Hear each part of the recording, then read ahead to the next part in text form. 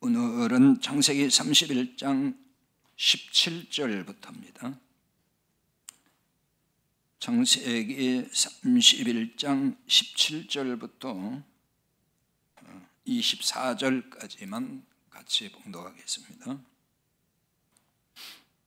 같이 읽습니다.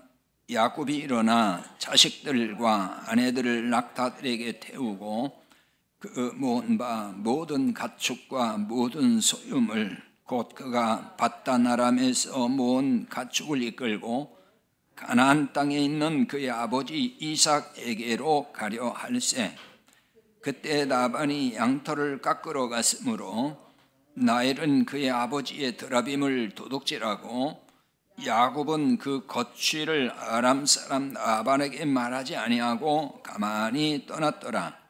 그가 그의 모든 소유를 이끌고 강을 건너 길르앗산을 향하여 도망한 지 3일 만에 야곱이 도망한 것이 라반에게 들린지라.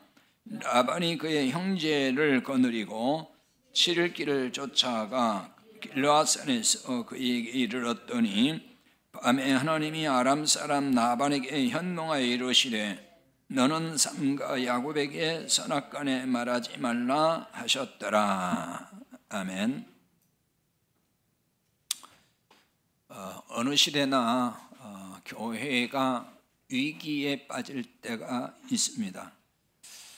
국가라든지 또 사회 어떤 제도적으로 박해를 할 때에 교회가 위기에 놓일 때가 있죠. 또 교회가 성장하다가도 이런 위기에 처할 때에 교회는 흔들리거나 또 휘청거릴 때도 있습니다.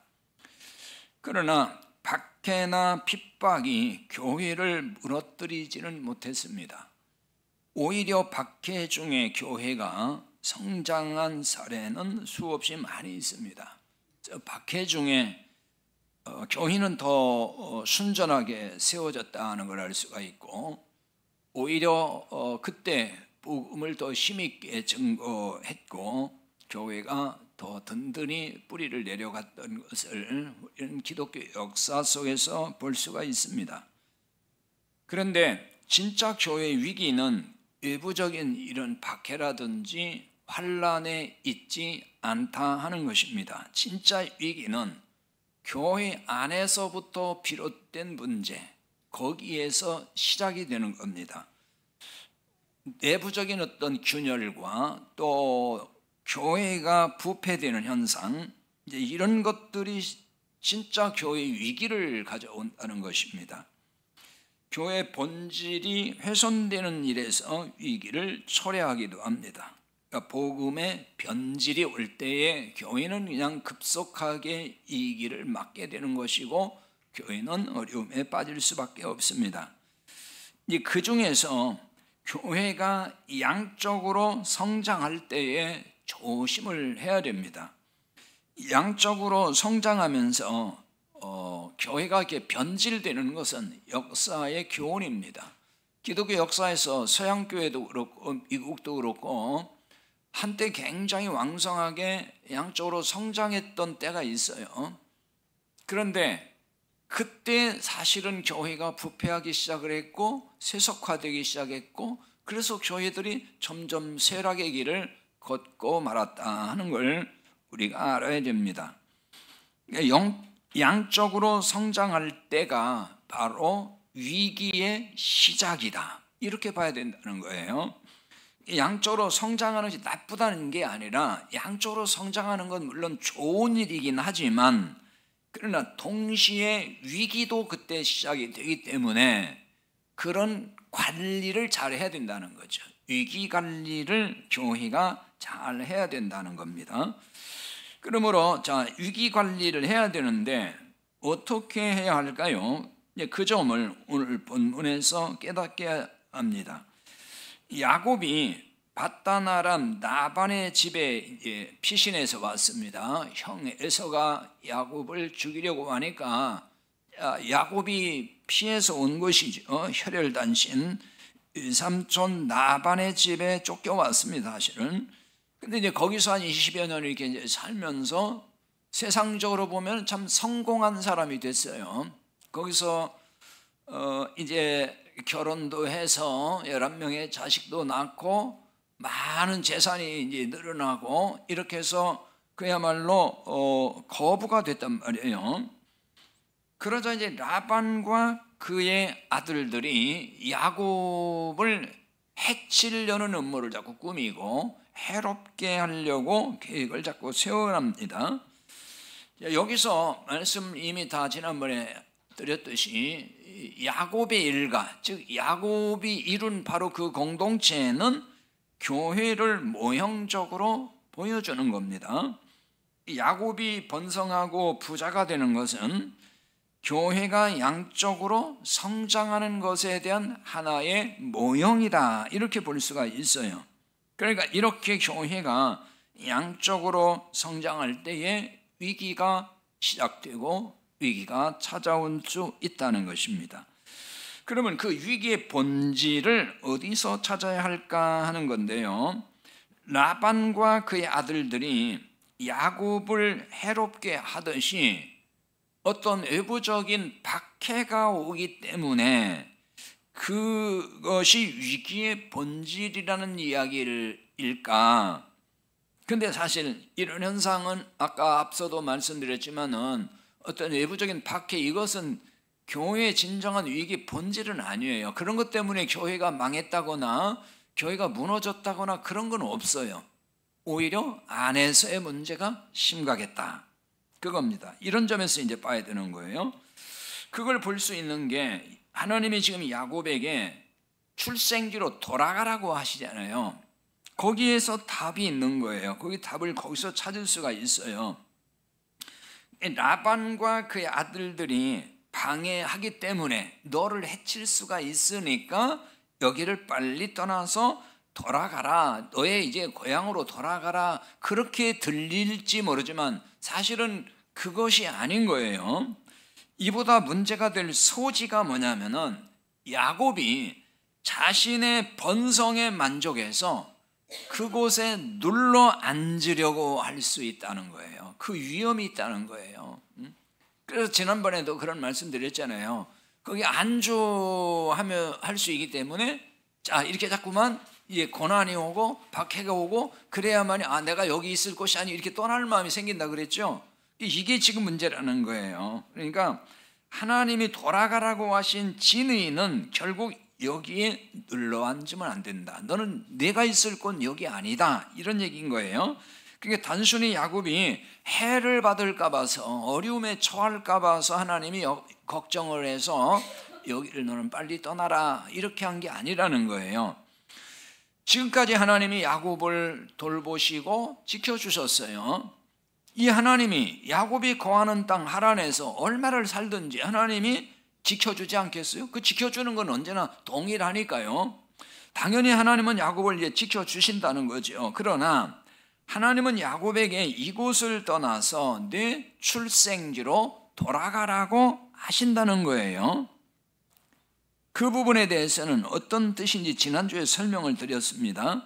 하나님의 언약이 있는 가나안으로 가라, 그런 말씀이라 그랬죠. 가나안은 하나님의 언약이 있는 곳이에요. 그게 하나님의 즉 약속이 있는, 복음이 있는 곳이다, 그 말입니다. 그래서 야곱이 번창한 것에 스스로 이제 만족을 해서 그 땅에 계속 살게 되면은 어느 날 자신의 의에 빠질 수 있는 그 위험이 있다는 얘기예요. 왜냐하면 야곱이 혈혈단신으로 거기 왔잖아요. 정말 아무것도 가지고 온 게 없는데 20년 세월이 지나면서 거부가 됐단 말이에요. 큰 일가를 이루고 어떤 굉장한 힘이 있는 사람으로 성장을 했으니까 라반이 이제 위협을 느낄 정도로 그런 존재가 됐다고 하는 거예요. 그러니까 이것이 자칫하면은 그곳에 살고 뿌리를 내리면은 그 땅이 야곱의 의가 있는 땅이 될 수 있다는 거예요. 내가 여기 와서 내가 이렇게 열심히 해가지고 내가 이렇게 머리를 잘 써서 내가 부지런히 이렇게 노력을 많이 해가지고 이만큼 내가 성취했다 하는 데서 오는 그 자기의, 자기 만족의 빠질 수 있다. 이것이 사실은 굉장히 위험한 일이라는 겁니다. 그러니까 이런 거죠. 그러니까 신학적으로 이제 표현을 하고 적용을 한다 그러면은 교회가 있어야 될 자리, 성도, 개인으로 보면 성도가 있어야 될 자리는 인간의 의가 있는 곳이 아니다 그 말이에요. 그러니까 인간의 의를 구축해 놓고 거기에 뿌리를 내리고 그곳이 터전이 되면 안 된다는 거예요. 그러니까 교회는 하나님의 은혜가 있는 언약의 땅, 가나안 땅에 있어야 한다 그 얘기죠. 그러니까 이곳이 교회가 있어야 될 자리이고 성도가 머물 자리이라 그런 얘기입니다. 그러니까 좀 더 쉽게 얘기하면은 하나님의 은혜 안에 거하여 사는 것, 그게 교회고 그게 성도예요. 하나님의 은혜 안에 있는 것이지 우리의 의의가 기초가 되고 그것이 기반이 된 가운데 있는 건 아니란 말이에요. 그러니까 교회가 되었든지 개인 성도가 되었든지 일이 잘 되고 뭔가 큰 성과물이 자꾸 생기면은 어떤 생각이 들까요? 사람은 이게 다 똑같아요. 똑같은데 뭐냐면은 입으로는 다 하나님의 은혜라고 말은 해요. 하나님 은혜로 이렇게 잘 됐고 이렇게 큰 뭐가 생겼고 좋은 일이 생겼고 뭐 이게 은혜라고 은은 한다고요. 그런데 이제 속으로는 다 그래도 내가 열심히 했기 때문이라고 하는 그 생각이 마음에 있다고요. 사실 내가 열심히 했고 내가 누구보다 머리를 잘 썼고 부지런했고 내가 성실했고 뭔가 내가 능력이 특출했기 때문이다. 이런 생각을 사람들이 자꾸 하게 되는 거예요. 그러니까 이런 생각이 자칫하면은 자신의 의로 빠지게 한다는 거예요. 자기의 의로움으로 자꾸 생각하게 된다는 거죠. 그래서 교회든지 개인이든지 자신의 의로부터 계속해서 결별하고 떠나는 삶을 살아야 되고 그런 삶을 추구해야 되는 거예요. 그걸 자꾸만 잘라내야 되는 거예요. 그러니까 조금이라도 자신의 의가 틈을 타면은 그 의를 자꾸만 잘라내야 돼요. 버려야 된다는 거죠. 여기서 떠나야 된다 그 말이에요. 그러니까 어떤 성과라든지 결과에 만족하고 그거에 그냥 자랑스러워하면서 거기 머물러 있으면은 안 된다 그 말이에요. 야곱은 아내들에게 떠날 이유를 이제 설명을 했잖아요. 나엘과 레아를 불러가지고 설명을 하고 그리고 이제 다 같이 라반에게서 그 지역에서 이제 떠나기로 했어요. 그리고 이제 드디어 실행에 옮기게 되지요. 그게 이제 17절부터인데 자 17절에 이렇게 나와 있죠. 야곱이 일어나 자식들과 아내들을 낙타들에게 태우고 자 여기서 주의 깊게 살피며 좀 더 우리가 알아볼 말씀이 일어납니다. 야곱이 일어났다. 여기 일어났다는 얘기는 단순히 가려고 이렇게 일어났다 하는 얘기가 아니에요. 여기 일어났다 이 말은 똑바로 섰다 그런 뜻이에요. 똑바로 섰다. 그리고 그것이 지속되다 그런 뜻입니다. 그러니까 자신의 의로부터 떠나는 길은 믿음으로 똑바로 서는 일이다. 이걸 여기에 지금 담고 있는 얘기인 거예요.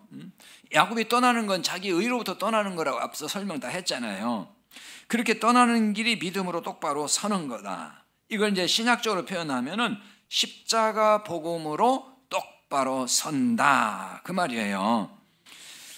십자가에 대해서는 뭐 여러 차례 전에도 한번 설명을 드렸는데 십자가를 이제 헬라어로 스타우로스라고 하는데 이 말이 똑바로 서다 시스템이라는 말이 있거든요. 이 똑바로 선다 여기서 나온 말이 십자가예요. 스타우로스. 그러니까 고추선 어떤 그 기둥이라는 얘기를 언젠가도 설명을 드렸는데 그러니까 십자가로 똑바로 믿음이 세워져야만이 자기 의의를 버리게 되는 거죠. 그러니까 십자가 은혜의 공로를 알면은 자기 의의가 0도 1도 없다는 거 다 알아요. 그걸 이제 깨닫는 거잖아요.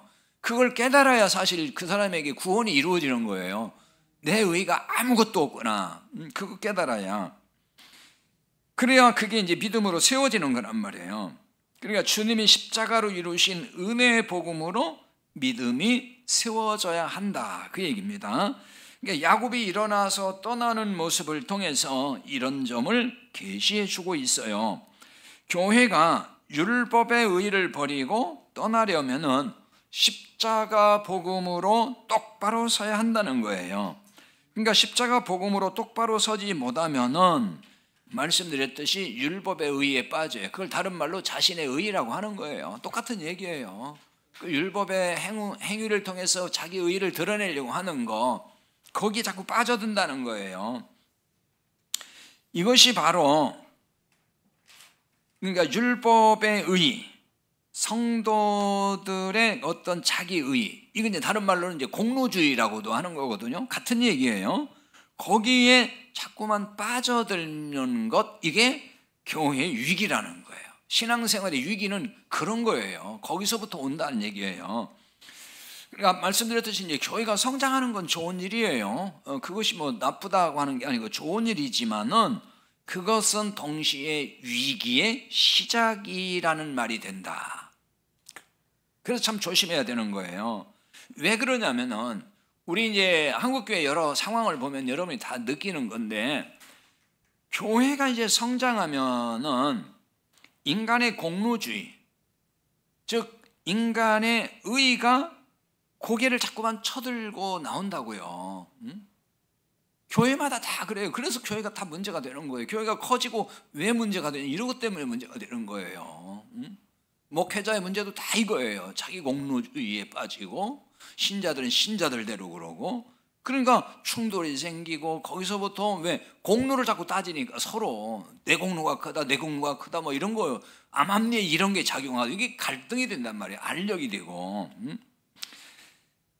그러니까 교회가 양쪽으로 크게 성장하면 나타나는 현상이 인간의 공로의 부각, 자꾸 그런 것들이 드러나기 시작을 해요. 또 인간의 공로를 부추겨요. 또 그래서 교회 성장의 발판으로 삼으려고 하는, 수단으로 삼으려고 한다는 얘기죠. 그래서 이제 교회가 성장을 하고 건축도 하고 또 무슨 그 창립일이 있고 임직식을 하고 이렇게 되면은 꼭 그때 하는 게 뭐가 있냐면은 공로패도 주고, 그 다음에 막 박수갈채를 보내고 띄워주고, 다 그런 일을 한단 말이에요.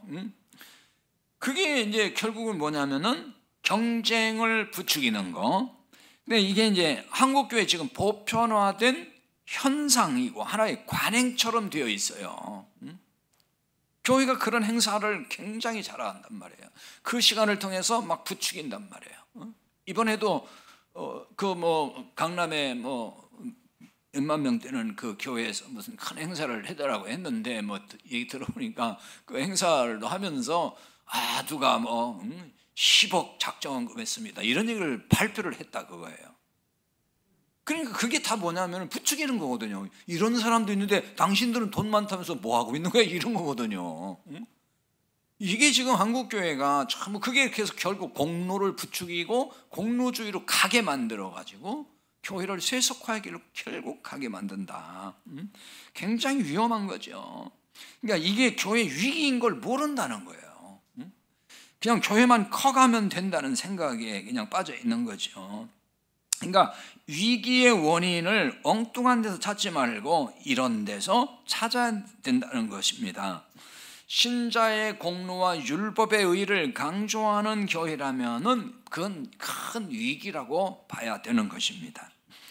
자, 교회는 그렇기 때문에 신자들을 바르게 이끌어줘야 되는 거죠.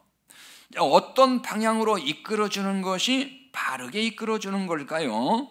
자, 이 점을 이제 18절을 통해서 보겠습니다. 18절 볼까요? 그 모은 바 모든 가축과 모든 소유물 곧 그가 받다 나람에서 모은 가축을 이끌고 가나안 땅에 있는 그의 아버지 이삭에게로 가려 할세. 여기에 자, 지금 야곱이 그 모은 바 모든 가축 모든 소유 곧 받다 나람에서 모든 가축을 어떻게 했어요? 이끌고 그랬죠. 이끌고 가나안 땅에 있는 아버지 이삭에게로 가려고 했다. 여기 이제 모든 가축, 모든 소유물은 교회의 지체들을 모형으로 계시하고 있는 거예요. 신약에서는 예를 들면 이 양을 하나님의 구원받은 백성으로 비유하잖아요. 그러니까 이제 이 양이라든지 동물 이것도 다 이제 교회에 속한 지체들을 한 모형으로 여기 계시해 주고 있다는 거예요. 그러니까 이게 지금 야곱의 장막, 그 야곱의 공동체에 속한 것들이기 때문에 이렇게 볼 수 있다는 거예요. 모든 가축, 모든 소유물. 그러니까 야곱은 이걸 지금 이끌고, 바로 이 지체들을 이끌고 어디로 가려고 해요? 가나안 땅 아버지에게로 가려고 했다. 그러니까 여기 이제 이끌다 하는 말이 인도하다 그 말이에요. 인도한다 혹은 이렇게 안내한다 이런 뜻이거든요. 야곱을 예수님의 모형으로 보자 이런 얘기를 말씀을 앞에서 많이 드렸죠. 그렇게 볼 때에 우리 야곱이 그 공동체 지체들을 이끌고 지금 아버지 가나안에 있는 아버지 집으로 가야 하는 것처럼 예수님은 우리의 이제 영원한 인도자잖아요. 우리의 영원한 목자가 되시고, 그래서 우리를 마지막 아버지의 나라로 이끌고 가시는 분이시다 하는 거예요. 그런 것들을 여기에 다 계시하고 있는 거예요. 그래서 우리가 여기서 이제 예수님이 우리를 영원한 인도자로 계시지만은, 그러나 또 예수님을 대신해서, 예수님 당신을 대신해서 이 땅에 또 인도자를 세워가지고 교회를 이끌어 가시고 있는 걸 볼 수가 있죠. 그런 점을 성경에서 많이 보여주는데, 히브리서 13장 17절을 한번 볼까요? 너희를 인도하는 자들에게 순종하고 복종하라. 그들은 너희 영혼을 위하여 경성하기를 자신들을 청산할 자인 것 같지 않으니라. 그들로 하여금 즐거움으로 이것을 하게 하고 근심으로 하게 하지 말라. 그렇지 않으면 너희에게 유익이 없느니라. 자, 이걸 세밀하게 설명하지는 않겠습니다. 여기에 너희를 인도하는 자들에게 순종하고 복종하라. 여기 인도하는 자, 어디로 인도하는다는 얘기겠어요? 하나님 나라를 잘 이끌고 가는데, 구체적으로 말하면 이 땅에서 복음으로 이끌고 안내해 주는 자, 그런 얘기예요. 그러니까 인도자가 어디를 이끌고 가야 되는 거냐? 야곱이 가나안 땅에 있는 아버지에게 이삭에게로 가려 할세, 바로 이거예요. 가나안 땅에 있는 아버지, 이건 자 하나님 나라에 대한 모형이기도 하고, 자 여기는 언약이 있는 곳이고 은혜가 있는 곳이잖아요. 복음이 있는 땅이라 그 말이에요. 그러니까 인도자는 성도들을 정확히 은혜의 복음으로 안내해야 한다 하는 걸 보여주는 겁니다. 자, 그런데 복음이 아니라 자꾸만 율법으로 안내하는 것, 그것이 문제라는 거죠. 그 왜 복음으로 인도하지 못하고 율법으로만 자꾸 인도할까요? 그걸 보여주는 것이 마태 15장 14절인데요. 한번 볼까요? 그냥 두라. 그들은 맹인이 되어 맹인을 인도하는 자로다. 만일 맹인이 맹인을 인도하면 둘이 다 구덩이에 빠지리라. 여기에 맹인을 인도하는, 이게 인도하는 아까 나온 그 인도, 안내자 그런 뜻이에요. 가이드한다 그런 얘기거든요. 그럼 맹인이 가이드할 수 있어요? 맹인은 가이드할 수가 없어요. 지금 자기 앞도 못 가리고 지금 못 가는데 어떻게 누구를 가이드할 수 있겠어요? 그런데 맹인이 맹인을 또 인도한다는 거예요. 같은 맹인인데. 그러면 둘 다 구덩이에 빠진다. 빠진다는 얘기는 멸망한다 그런 뜻이에요. 그러니까 여기 이제 맹인은 예수님이 누구를 비유한 거냐면은 복음의 눈이 가려진 자. 눈이 가려서 복음이 안 보여요. 그런 사람. 그러니까 인도자가 은혜의 복음으로 안내하지 못하는 이유는 이렇게 영적인 맹인이기 때문이다. 그걸 알 수가 있는 거잖아요. 그러니까 성경에서 복음을 보지 못한다 그 말이에요. 이렇다 보니까 교회를 자꾸 율법주의, 기복주의 또는 신비주의 또는 인본주의 자꾸 이쪽으로 끌고 가는 거예요. 교회를 은혜의 복음으로 이끌고 가야 되는데 그렇게 가지만 그런데 늘 또 위기를 불러오는 변수가 발생을 해요. 교회 위기는 여러 가지가 있어요. 이런 변수가 또 발생합니다. 그것은 교회 유력 신자로부터 발생할 때가 있다는 거예요. 문제는 그러니까 멀리서부터 오는 게 아니고 가까운 데서부터 발생한다는 데 있는 거예요. 자, 그 점을 19절을 통해서 이제 살펴보겠습니다. 19절 볼까요? 그때 라반이 양털을 깎으러 갔으므로 라헬은 그의 아버지의 드라빔을 도둑질하고, 이 말씀인데요. 지금 이제 떠나려고 하고 있어요. 떠나려고 하는데 양털을 깎으러 갔다, 이 얘기는 이제 다음 주에 좀 할게요. 오늘 다 못한 설명은 다음 주에 드릴 거고요. 야곱이 떠나기 전에 라헬이 자기 아버지 라반의 드라빔을 도둑질했다 그랬어요. 훔쳐왔어요. 그게 자기 집안에 있는 그 드라빔인데, 자, 일단 라헬이 누구예요? 라헬은 인도자인 야곱과 가장 가까운 사람이잖아요. 야곱은 누구만 사랑했어요? 라헬만 사랑했잖아요. 그 정도로 가까워요. 이게 이제 오늘날로 말하면 교회의 유력한 일꾼이라고도 볼 수가 있는 거죠. 신약적으로 보면은. 그럼 드라빔이 도대체 무엇이기에 그 긴박한 때 빨리 출발해서 가야 되는데 라헬이 그거를 도둑질했을까? 그게 뭔데 그걸 굳이 훔쳐가지고 가느냐는 얘기예요. 드라빔을 이제 원문 발음 그대로 하면 테라핌이에요. 테라핌인데 이제 우리말로 그냥 드라빔이라고 번역을 한 건데, 어떤 뜻이냐면은 우상이에요, 우상. 근데 이 가족 우상이에요. 그러니까 집집마다 있는 하나의 작은 신상들, 그런 것으로 보면 돼요. 형상, 그래서 형상이라는 뜻이 있고, 그 다음에 이제 좀 특이한 게 뭐냐면 치료자라는 뜻이 있어요. 그래서 이 말이 치료하다, 우리가 라파라는 말 아시죠? 여호와 라파. 히브리어의 라파라는 말이 치료한다 그 말이거든요. 거기서부터 나온 말이 테라핌. 영어에 이제 테라피라는 게 있잖아요. 그 같은 얘기예요. 거기서 나온 말이 전부 다 테라피, 치료한다. 테라핌이에요. 그게 드라빔이에요. 그러니까 치료의 의미를 담고 있다는 걸 보면은 병을 고쳐주는 신으로 믿은 것 같다는 생각이 들어요.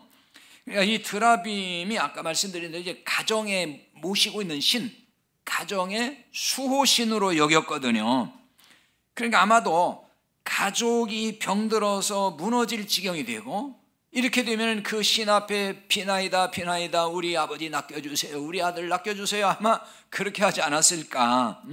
그래서 가정을 일으켜 세우고 가정에 복을 주는 신, 여러 가지 하여튼 만사형통하게 복 주는 신이라고 생각을 한 거예요.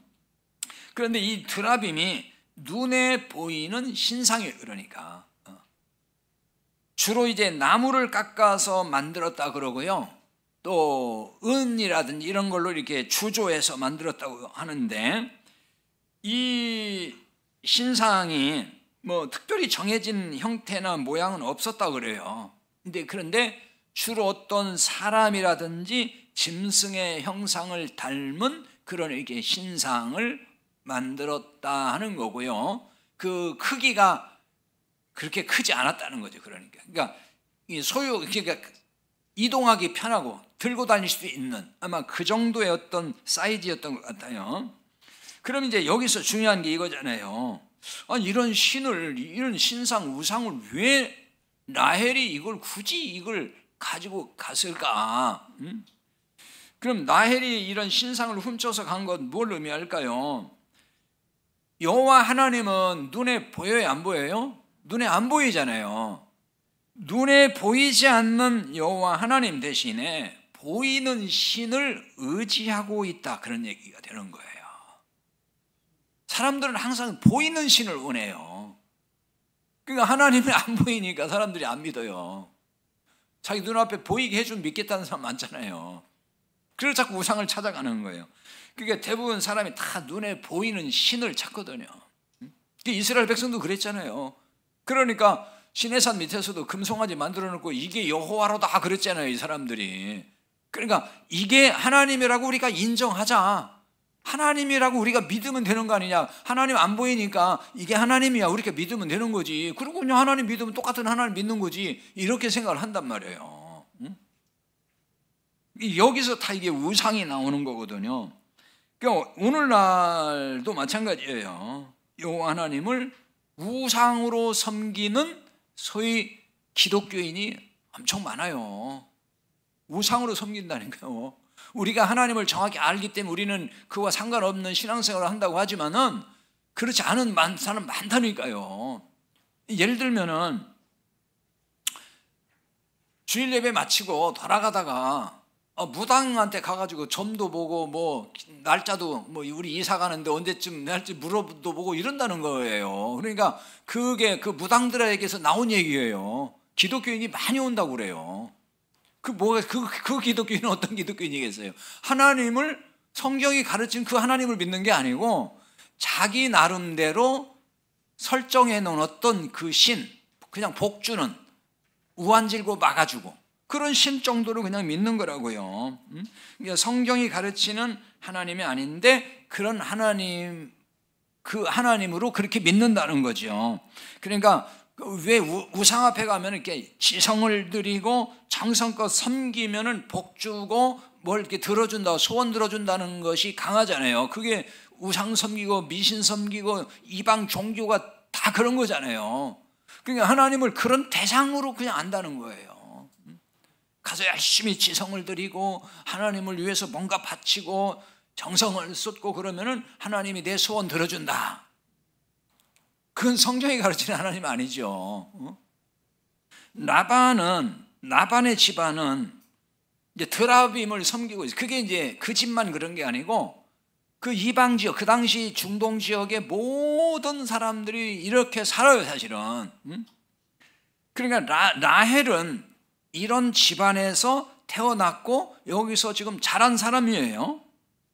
그러니까 이 드라빔이 뭐냐면은 좀 쉽게 표현하면 생활 밀착형의 신이라고 보면 되는 거예요. 그게 늘 가까이 있어요. 근데 지금도요, 예를 들면은 뭐 방송에서도 종종 그런 거 보여주고 해서 저도 이렇게 쭉 보는데 동남아의 많은 나라들, 그 다음에 서남아시아 국가들도 그렇고 거기 사는 사람들 보면요, 집집마다 보면 신상이 있더라고요. 네, 집집마다 그 방 한 켠에 이렇게 보면은 그 제단을 만들어 놓고 거기다가 어떤 이상한 신 모양 이렇게 갖다 놓고 거기서 이렇게 향 피우고 또 불 피우고 가서 이렇게 절도 하고 아침마다 이렇게 문안하듯이 하기도 하고 뭐 자기 전에도 하고 그렇게 해요. 그게 그냥 일상이에요. 그러니까 그 소위 말하면 아주 생활, 그냥 그 생활이에요. 그 자체가 집안에 딱 모셔놓고.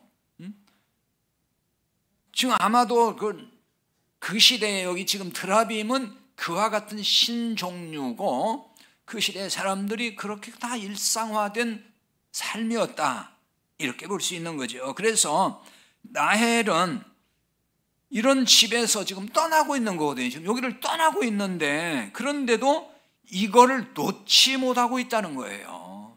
이걸 놓지 못하고 있다. 그러니까 이런 라헬의 모습은 오늘날 무엇을 보여주는 걸까요? 율법주의 신앙에서 나온 이 기복주의 신앙, 이거를 보여주고 이거를 놓지 못하고 있다는 거예요. 많은 기독교인들이 오늘날 십자가 복음을 믿는다면서 주님을 입에 달고, 그러니까 주여 주여죠, 주여 주여 이렇게 입에 달고 사는 신자들이 얼마나 많습니까? 그런데 내용으로 들어가 보면은 이 예수님을 드라빔처럼 섬긴다는 거예요. 그러니까 때로는 눈에 보이는 십자가 형상이나 성경책 이런 것이 드라빔이 돼버린 이런 경우들을 볼 수 있거든요. 그러니까 눈에 보이는 십자가가 집안에 걸려 있어야만 마음이 든든한 신자들이 있어요. 그런 신자들을 제가 봤다니까, 실제로 얘기도 들어보고. 이 십자가 앞에서 기도해야만이 마음이 편한 신자들도 있어요. 그러니까 기도할 때는 반드시 십자가 앞에 가서 무릎 꿇고 기도해야 하나님이 들어준다고 하는 그런 생각을 갖는 거. 그때 그 십자가는 뭐예요? 그게 드라빔이에요, 드라빔. 그 그거는 그냥 하나의 상징물이지, 그거는 기도와도 아무 상관없고 하나님 섬기는 것도 아무 상관없는 거예요. 그런데 그것이 하나의 그냥 십자가가 그런 드라빔 같이 돼버렸다. 또 어떤 그 신자들도 있냐면요, 잠잘 때 머리맡에 성경책 놔두고 자면은 잠도 잘 오고 꿈자리가 사납지 않다, 귀신이 들어오지 않는다, 뭐 이래가지고서 성경을 아예 베고 자는 사람도 있어요. 또 베고 자.